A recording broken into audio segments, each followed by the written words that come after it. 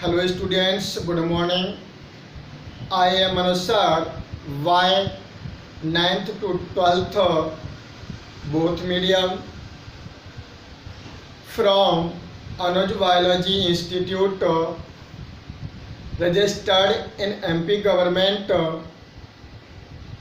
कुंवरपरा road, Tikamgarh.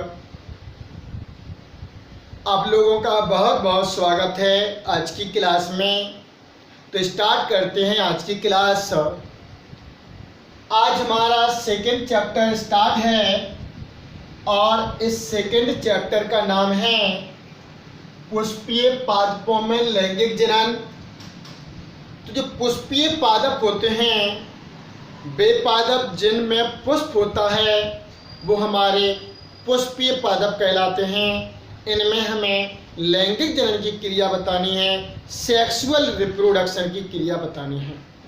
ठीक है, तो उस पौधे का जो महत्वपूर्ण भाग होता है, अर्थात पौधे में दो प्रकार के भाग पाए जाते हैं। एक होते हैं कायिक भाग और एक होता है हमारा लैंगिक भाग। तो जो पुष्प होता है, पुष्प उस पौधे का लैंगिक भाग कहलाता है, अर्थात उस पौधे का महत्वपूर्ण भाग होता है। ठीक है, तो इस महत्वपूर्ण भाग अर्थात इस पूरे चैप्टर को पढ़ने से पहले हमें पुष्प को पढ़ना पड़ता है। अर्थात पहला क्वेश्चन होता है, एक प्रारूपिक पुष्प की लंबवत काप का सचित्र वर्णन कीजिए। तो इसमें स्टार्ट करते हैं पुष्प की संरचना। तो इसकी जब पुष्प की संरचना को देखते हैं तो इसमें निम्न भाग पाए जाते हैं। इसमें से पहला पोर्शन होता है हमारा, जिसके सहारे से ये जुड़ता है, उसको हम पेडिसल कहते हैं। पेडिसल आगे जाकर के फूली हुई भाग में खुलता है, उसको थैलेमस कहते हैं। इसके ऊपर की ओर चार चक्र पाए जाते हैं, अर्थात चार भाग होते हैं। पहले वाले को कैलक्स कहते हैं, दूसरे को कोरोला कहते हैं, तीसरा वाला जो होता है वो एंड्रोसियम कहलाता है और चौथा हमारा गाइनिशियम कहलाता है। ये दो हमारा ये नर भाग होता है, ये मादा भाग होता है, और ये दो इसके सहायक भाग होते हैं। अर्थात इनका हम डिटेल वर्णन इसको पढ़ते हैं, समझते हैं। इसको अच्छे से बेटा समझना है, नहीं तो आगे वाले क्वेश्चन एक भी समझ में नहीं आएगा। पूरे लेसन का मुख्य क्वेश्चन है हमारा पुष्प। देखते हैं तो इसमें ये जो पुष्प होता है, उस तने का कुछ बदला हुआ रूप होता है, अर्थात इसको बोलते हैं रूपांतरित प्ररोह। जो पुष्प होता है ये रूपांतरित प्ररोह कहलाता है। जो तना होता है उसको प्ररोह कहते हैं। ठीक है, और इस प्ररोह का रूपांतरित भाग होता है हमारा पुष्प होता है। और इस पुष्प के ऊपर पूरी लैंगिक जनन की क्रियाएं होती हैं, इसलिए दूसरा नाम होता है इसका, जो लैंगिक जनन की क्रिया होने के कारण इसको क्रिया स्थल भी कहते हैं। लैंगिक जनन की या लैंगिक जनन का एक क्रिया स्थल होता है। ये क्रिया स्थल है पुष्प, रूपांतरित प्ररोह है, और दूसरा होता है, इसमें मैंने चार भाग बताए बेटा, कैलक्स, कोरोला और एंड्रोसियम और गाइनिशियम। तो जो कैलक्स और कोरोला होते हैं ये उस पुष्प के जो सहायक भाग कहलाते हैं, यानी सहायता सपोर्ट करने वाले होते हैं। और जो एंड्रोसियम और गाइनिशियम यानी नर भाग और मादा भाग, इसको बेटा नर भाग कहते हैं और इसको हम मादा भाग कहते हैं। नर और मादा भाग दोनों मुख्य भाग कहलाते हैं, महत्वपूर्ण भाग कहलाते हैं, और कैलक्स और कोरोला उसके सहायक भाग कहलाते हैं। तो यहाँ लिखा हुआ है कि पुमंग और जायांग महत्वपूर्ण भाग होते हैं, एवं बाह्यदल और दल हमारे जो होते हैं उसके सहायक भाग होते हैं। क्लियर? इसके बाद में इसका वर्णन निम्न प्रकार है। सबसे पहली हेडिंग है पेडिसल, पुष्प वृंत जो होता है, जिसके सहारे से पुष्प सधा रहता है, उस डाली पर लगा रहता है, उस भाग को बोलते हैं हम पेडिसल कहते हैं। हिंदी में उसको पुष्प वृंत कहते हैं। और कुछ ऐसे पुष्प होते हैं जिनमें ये पुष्प वृंत नहीं होता, कुछ ऐसे होते हैं जिनमें होता है। ठीक है, जिनमें नहीं होता वो डायरेक्ट उस शाखा से जुड़ जाते हैं वो पुष्प, अर्थात जिनमें एक पुष्प में एक वृंत पाए जाते हैं उनको बोलते हैं वृंतीय पुष्प, और जिनमें नहीं होते हैं उन्हें बोलते हैं अवृंतीय पुष्प। इंग्लिश में बोलते हैं पेडिसिलेट फ्लावर, जिनमें होते हैं उनको पेडिसिलेट कहेंगे, हिंदी में बोलते हैं उसको वृंतीय पुष्प, और जिनमें नहीं होते हैं उनको हिंदी में अवृंतीय पुष्प, इंग्लिश में बोलते बेटा सेसाइल फ्लावर कहते हैं।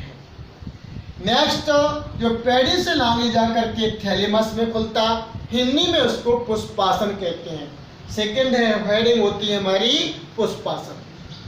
नाम ही है कि पुष्प के बाकी भाग जिसके ऊपर सदे हैं उसको बोलते हैं हम पुष्पासन कहते हैं।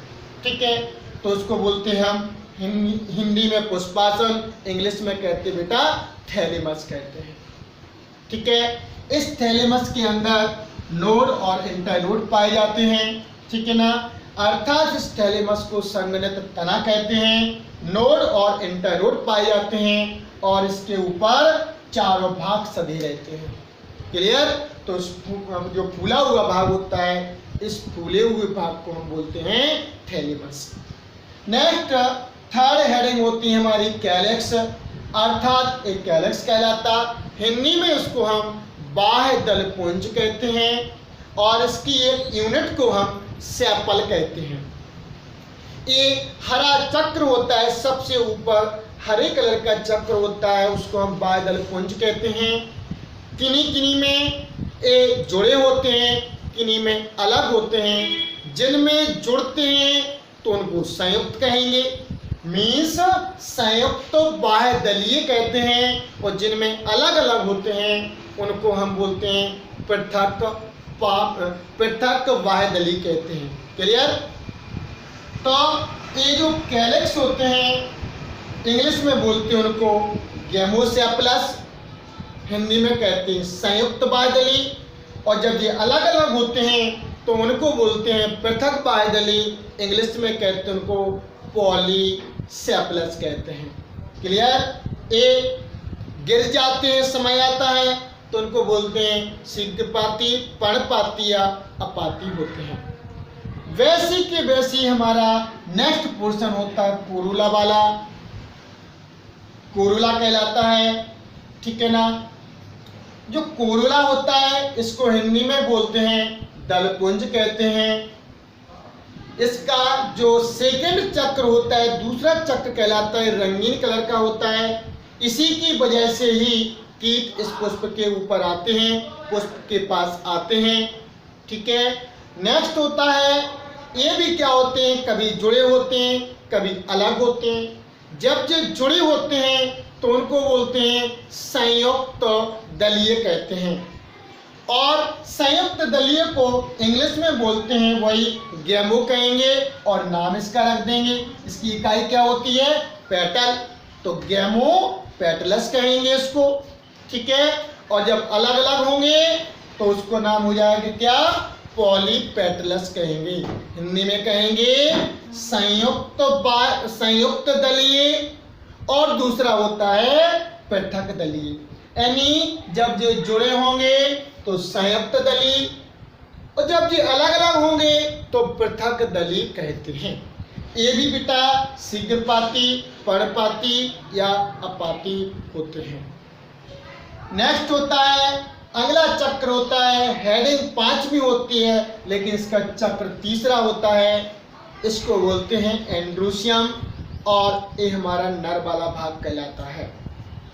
ठीक है, एंड्रोसियम तीसरा चक्र है, ये नर भाग है, और इसकी एक इकाई को पुंकेसर या स्टेमेन कहते हैं। नेक्स्ट, इसी का एक और नाम होता है माइक्रोस्पोरोफिल होता है। इसके 3 भाग होते हैं, तो देखिए बेटा यहाँ पे इसको निकाल के अलग कर दिया है। 3 भाग हैं, एक जो हमारा फिलामेंट कहलाता है, और दूसरा भाग हमारा बीच में जिससे ये जुड़ते हैं दोनों पाली, उसको हम कनेक्टिव कहते हैं। और तीसरा जो होता है वो हमारा ये फूला हुआ भाग कहलाता है, उसको हम एंथर कहते हैं या पॉलन सैक कहते हैं। ठीक है, इस डंडे को फिलामेंट कहेंगे, इसको कनेक्टिव, इसको एंथर कहते हैं। और इसके अंदर पॉलन ग्रेन या परागकण पाए जाते हैं, अर्थात नर भाग कहलाता है। नेक्स्ट हेडिंग होती है हमारी छठवीं गाइनिशियम। ये हमारा चौथा चक्र होता है, ये मादा भाग कहलाता है। ये इस पुष्पासन के केंद्र में पाया जाता है, बिल्कुल बीच में उपस्थित होता है। इसकी संरचना देखते तो इसके भी 3 भाग होते हैं। निचला वाला जो फूला हुआ होता है, गोल होता है, उसको बेटा हम ओवरी कहते हैं। ओवरी के अंदर कुछ गोल संरचनाएं होती हैं जिन्हें हम ओव्यूल या बीजांड कहते हैं, ये हमारा ओव्यूल कहलाता है। और ओव्यूल जिसके द्वारा जुड़ते हैं उनको बेटा हम प्लेसेंटा कहते हैं। और प्लेसेंटा युक्त पूरी संरचना को बोलते हैं हम लोक्यूल कहते हैं। और इस ओवरी के ऊपर वाला जो खड़ी हुई संरचना होती है वो हमारी स्टाइल कहलाती है, वर्तिका कहलाती है। और ये अलग अलग पौधों में इसकी लंबाई अलग अलग पाई जाती है। एवं इसके ऊपर जो प्लेट जैसी संरचना दिखती है उसको हम स्टिग्मा कहते हैं, वर्तिकाग्र कहते हैं। ठीक है बेटा, तो इस प्रकार से हमारे इस पुष्प के चारों भाग कंप्लीट होते हैं। ठीक है, इस पुष्प जो होता है पुष्प के चारों भाग कैलक्स, कोरोला, एंड्रोसियम और गाइनिशियम के बारे में अपन को समझ के रखना है। ठीक है, ये नर और मादा वाले भाग महत्वपूर्ण माने जाते हैं और बाकी इसके सहायक भाग कहलाते हैं।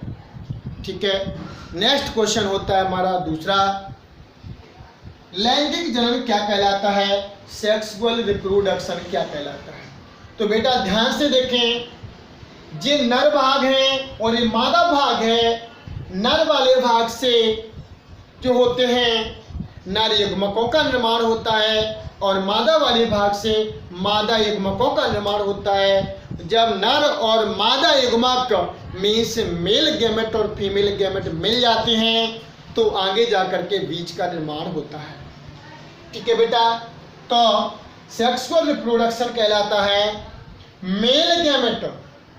अब मेल गैमेट किससे बनते हैं उसको बोलते हैं बेटा मेल गैमेटोफाइट, हिंदी में कहते हैं नर युग्म कोदभिद।